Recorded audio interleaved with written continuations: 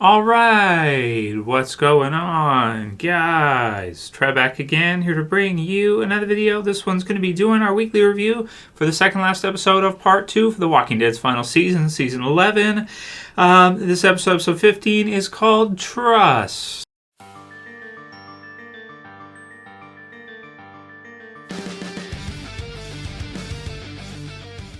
Alright, so we're up to the second last episode already for part 2 of The Walking Dead's final season. Oh, we're getting closer, dudes. We're almost to the final part. We got one more episode, one more week, and then we are up to the final part for The Walking Dead television series.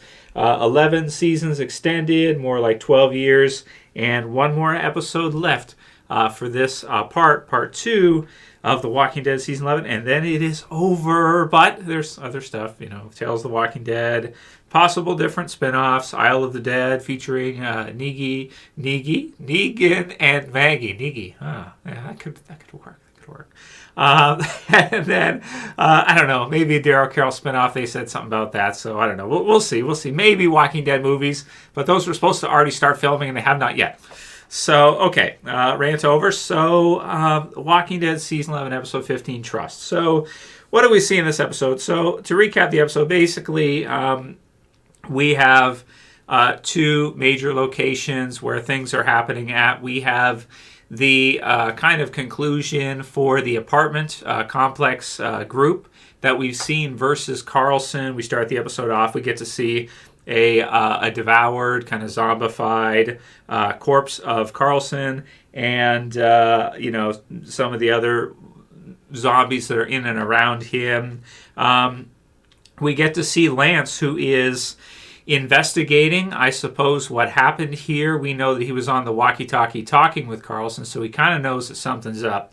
In this episode here, we see him kind of interrogate or try to get something out of Aaron, try to get something out of Gabriel, a little bit of Daryl, because Daryl's in amongst everybody, although he's kind of, he's in the soldier gear and everything, but it seems pretty obvious to Lance that he is defensive of Maggie, Aaron, Gabriel, and all the others who are being investigated. Maggie and the others return back to the Hilltop, and we get to see Herschel as well in this one, and a little bit of an intense scene where Lance actually he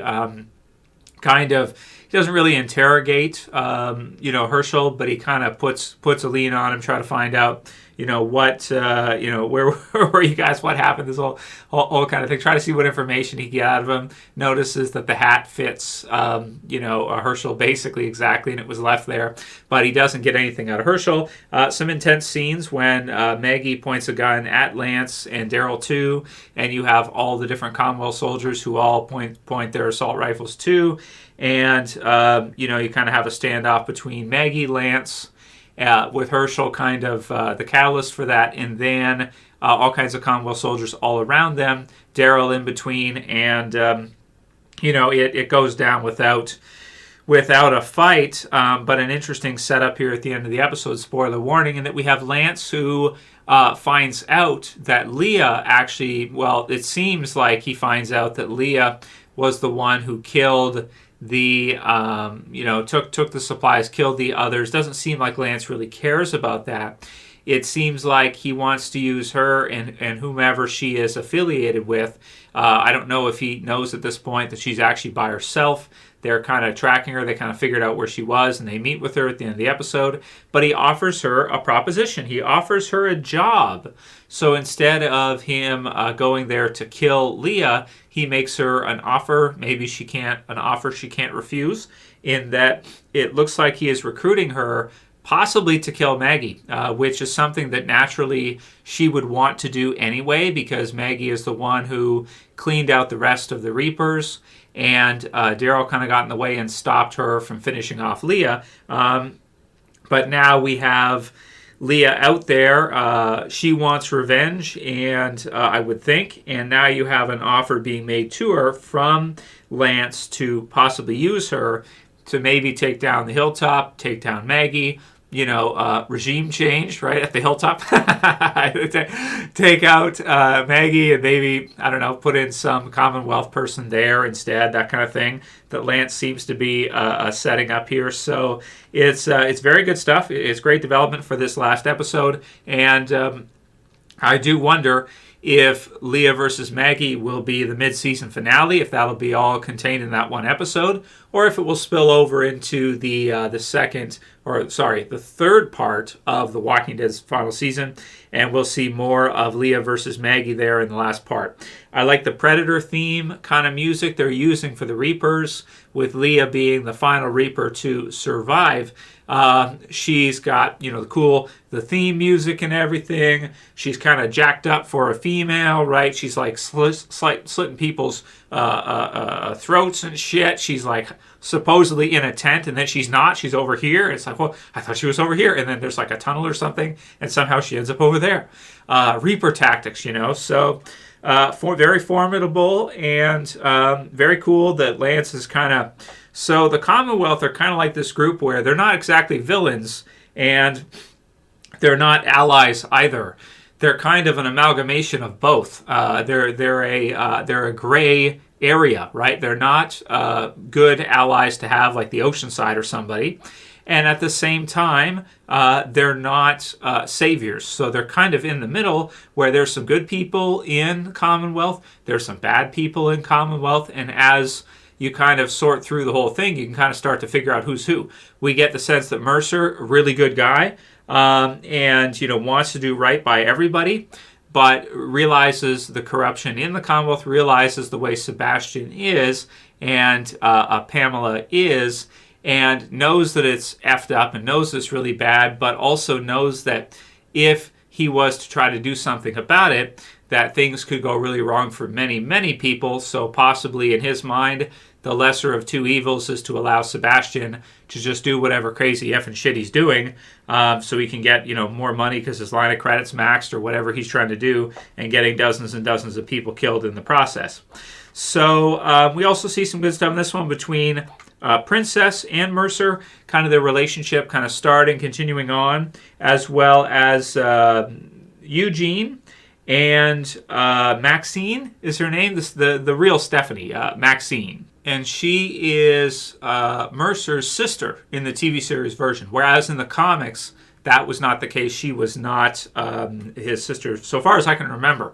Maybe they were, and I just never remembered that, but I don't think that was the case.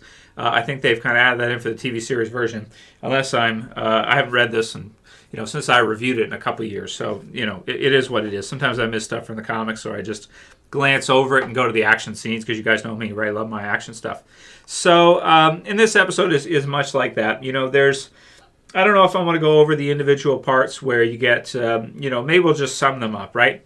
So you have a divide starting between the elite of the Commonwealth, be it Sebastian, Lance, and Pamela, by virtue of just being affiliated with the others, even though we do actually recognize that Pamela is actually not to blame necessarily for all these other things that are happening. She's not to blame for Carlson. She's not to blame for all those deaths. She's not directly to blame for Sebastian's ridiculousness. She is his mother. She wants the best for him, as all mothers do. She will protect her cub, as you would expect from any mom. But he just happens to be a little bastard, right? He's a crazy little bastard. So it is what it is. She herself may not necessarily be that bad. However, she has to do what she has to do, and she has the Commonwealth. So she's kind of, all these people are under her leadership, I suppose. So, but she's not, her actions directly, we get the sense that her direct actions have not really caused a lot of the things that have been happening here. This is almost, Lance is doing and Sebastian's doing everything that's forming up here. But we have Eugene meeting with Maxine and the start to their relationship, the real Stephanie, I suppose. And then we also have Kelly and Connie getting involved with that, and them kind of figuring out from Eugene and Maxine, like, all the stuff that's going on and the rotten core that is the Commonwealth.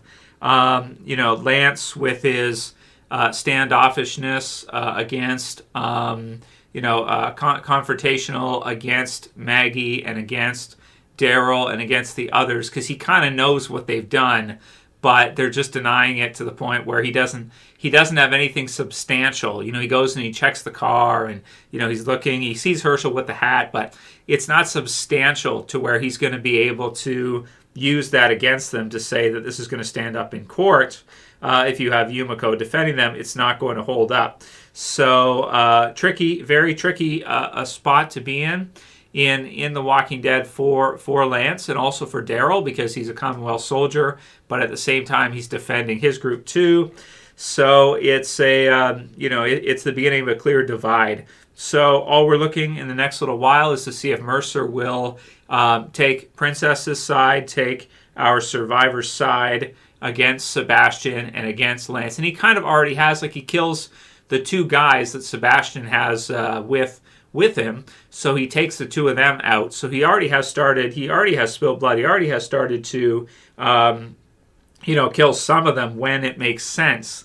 But I guess he just sees it as a necessary evil to allow Sebastian to do his crazy stuff and not try to take him out, because that'll destabilize the whole system. That'll destabilize all of the Commonwealth, right? So some pretty cool parts in this episode. A little bit of action.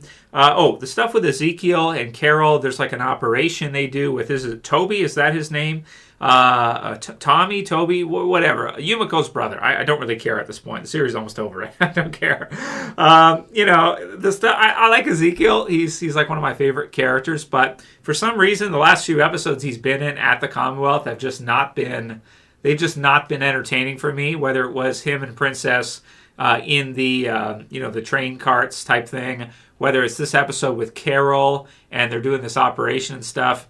It just, I don't know, it just doesn't work for me. I skip it because I'm, doing it on Premiere so I can flip around. So I'm skipping it. I'm you know what? The series is almost over, man. I don't really care that much, okay, at this point. I don't know. It's just me. I just don't. If you're like that, leave a comment below, let me know. But it's unfortunate, but I'd be happy to see a relationship start again between Carol and Ezekiel. It's just that Carol seems quite closed off, and I'm happy to see that my prediction that Ezekiel will survive looks like it's coming true. Looks like that's going to be what we see, which will be good. But the parts he's in with episodes have not been that entertaining for me.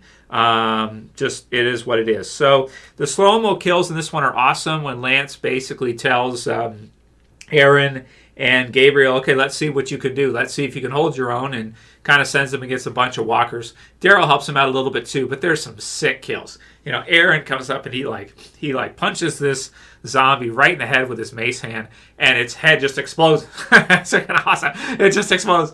And then you have Gabriel who does a underhanded cut with his, is it a machete, some kind of small sword, and the slow-mo walker's head falls off in half. It's freaking amazing. And then Daryl, maybe he's got the zombie kill of the week for this one. So he takes his assault rifle and he stabs, you guys have seen the episode, right? He stabs the walker, one through the head, and then he takes it and then he pushes it through another walker's head, and then he fires off the round, killing them, killing the one, well, they're probably already dead, but the one through the other. And it's a wicked sick video game. Double kill, extra credits, high score, flashing red and blue, fatality, text on the screen. Wicked awesome. So, score for the episode. I'm just going to give this episode an 8 out of 10. As awesome as some of the stuff is with Maggie, Lance, Daryl, and the others, the stuff at the Commonwealth is a little bit of a drag. A little bit. Now, it's kind of necessary for where the story's going and what we have to see and where the allegiances are going to be, but it's just a little bit of a slog to get through. It's a little bit of a drag to get through. It's not bad, necessarily, but, it is what it is. It's 2022, and my attention span is not as long as it used to be. Too much streaming stuff and too much competition for stuff to do. So it's just what it is. 8 out of 10 for me for Trust. It is a good episode. The standoff between Daryl and Maggie, well, yeah, you do, right? Trust me, right? You got to open up, right? Little pig, let me in, or else I'll blow your house down. So you've got to let us in, and she does, because she trusts Daryl. So it's good stuff. So a good episode, but not anything absolutely incredible. Comments below, likes below, subscribes below, and you guys know the drill. See you again soon for another videos. Travis, say peace. Later, guys. See you soon.